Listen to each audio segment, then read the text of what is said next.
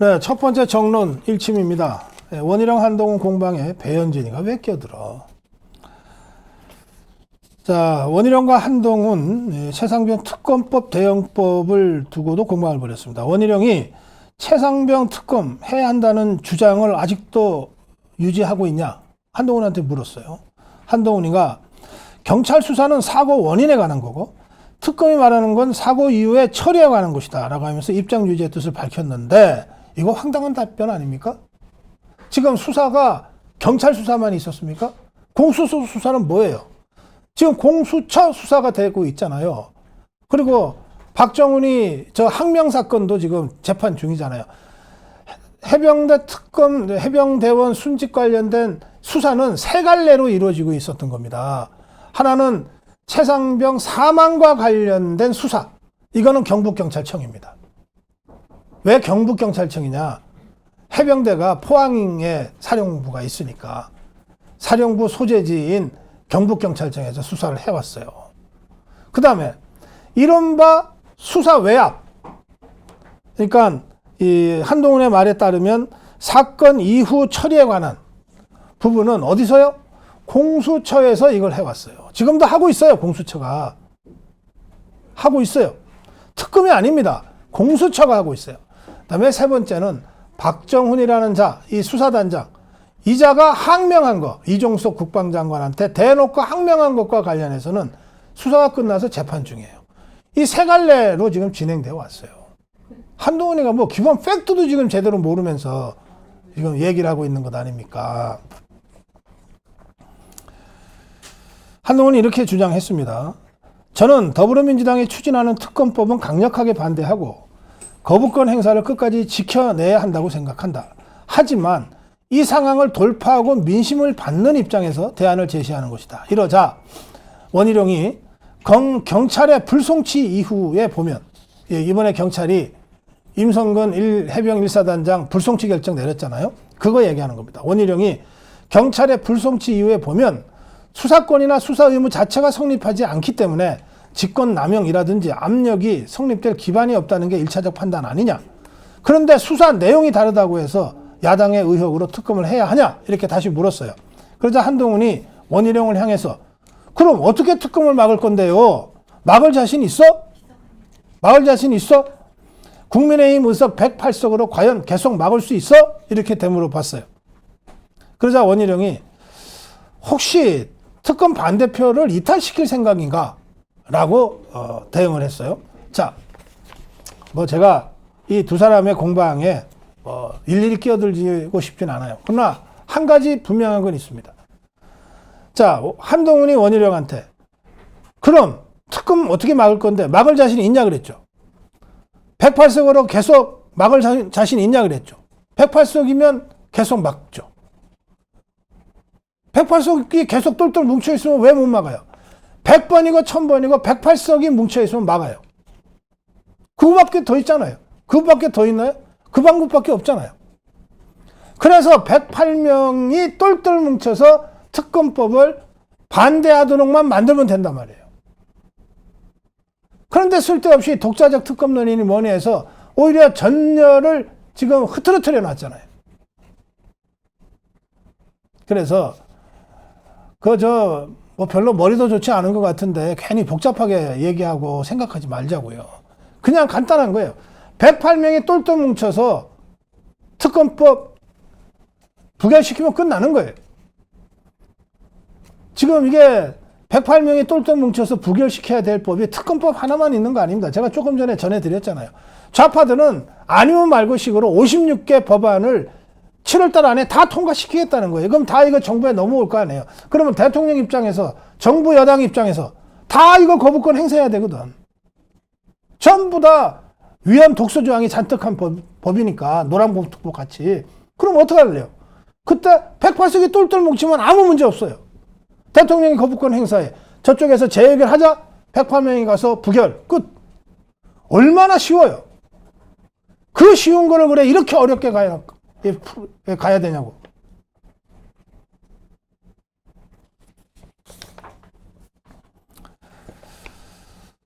이 두 사람이 계속 공방을 벌이는데 한동훈은 비례대표 사천 의혹이 사실이라면 정계 은퇴하겠다 그랬어요.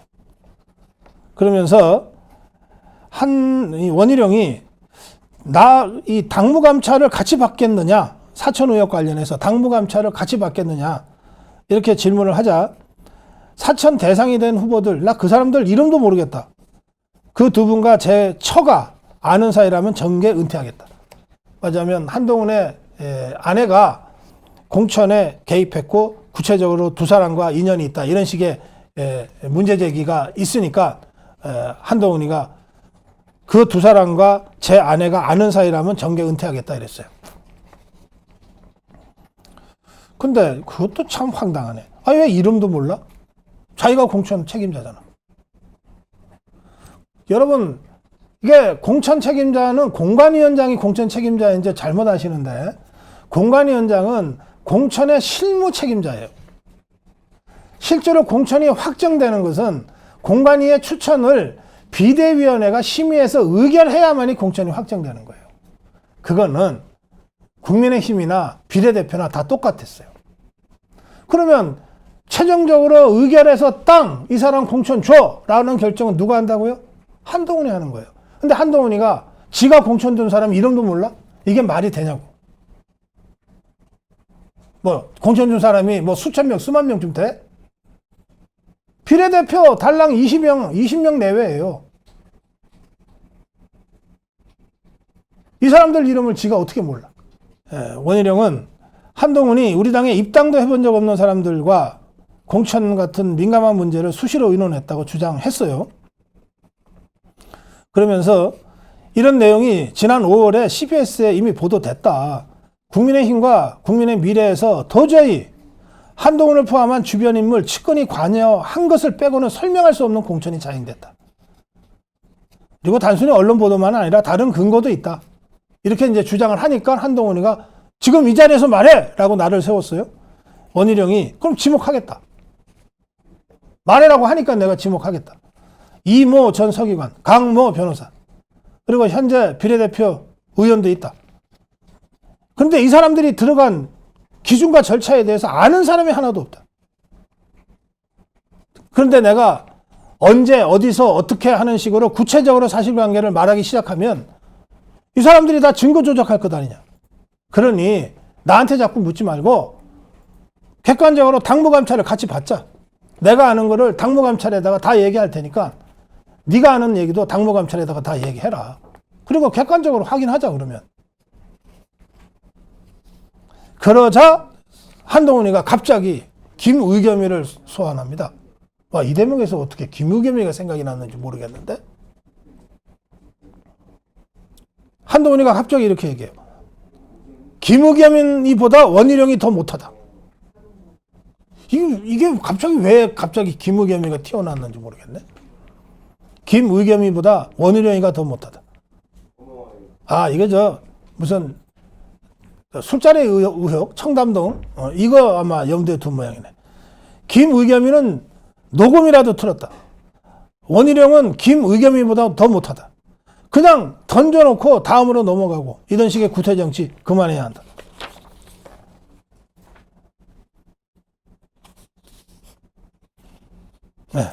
그러면서 원희룡이 마치 노상방뇨하듯이 오물 뿌리고 도망가는 마타도 구태정치를 하고 있다. 이렇게 비난했어요. 이게 한동훈이가 지금 말을 굉장히 빠르게 하고 하는데 이 하는 말을 보면 말이죠. 아주 천박하게가 이럴 데 없어요. 그래도 같은 당을 아는 동지고 또 선배 당원인데 첫 마디부터가 거짓말 하지 마라. 사과해라. 그리고는 노상방뇨하듯이 오물 뿌리고 도망가는 거짓 마타도. 집에서 나오는 이 천박하기 짝이 없는 말들은 다 향기가 있는 것 같아. 그렇게 착각하나 봐.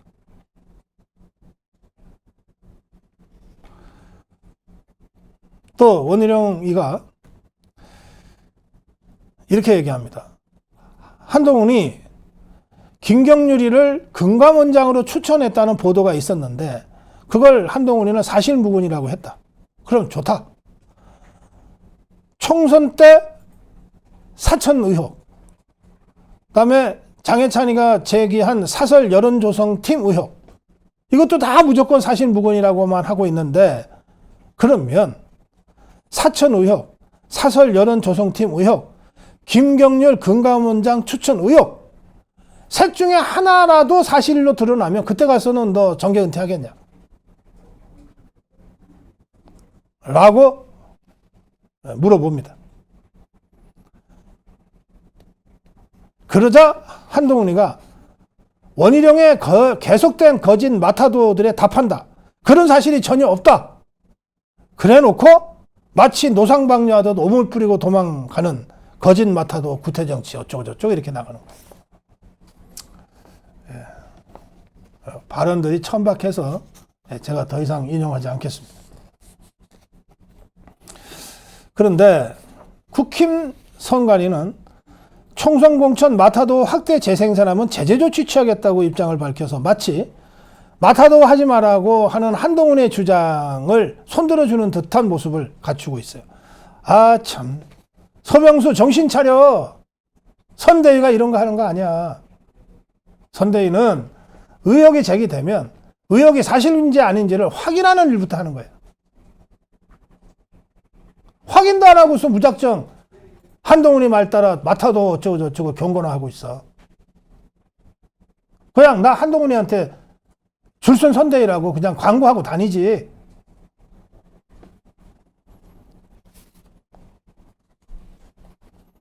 근데 이 판에 말이죠. 배현준이가 왜 갑자기 튀어나와? 원희룡한테 배원망덕이다. 배원망덕이라고 배웠다. 이게 무슨 말이냐면 원희룡이 이 문자 무시한 것과 관련해서 이게 아무리 봐도 이해가 안 된다. 아예 총선 지려고 한 거냐라고 반어법적으로 문제를 제기한 거예요. 총선 지겠다고 작심하지 않고서야 이 절호의 기회를 어떻게 그렇게 그냥 개무시하는 식으로 넘어갈 수 있냐. 이거 총선 지겠다고 하는 게 아니면 어떻게 이럴 수 있냐. 이렇게 문제 제기한 것을 가지고 어떻게 고의로 총선 지려고 했냐는 식으로 발언을 하냐. 배은망덕하다. 자기는 선거 때 한동훈이한테 도와달라고 안 했냐. 이런 식으로 끼어들었어요. 하여튼 이게 한동훈이나 한동훈 쪽에 있는 사들이 지금 이게 문자 해독이 지금 잘 이상하게 되잖아요. 그래서 전 국민을 지금 국어시험장으로 몰고 있는데 배현진이 이것도 반어법도 모르고 지금 배원망덕이니 어쩌냐 하고 좀 끼어들었어요. 배현진이 이자도 어디 이 국어 좀 공부하는 데다가 어디 한 일주일은 갖다 집어넣었다가 데리고 나와야 되는 거 아닌가 하는 생각이 듭니다. 자, 다음으로 가겠습니다.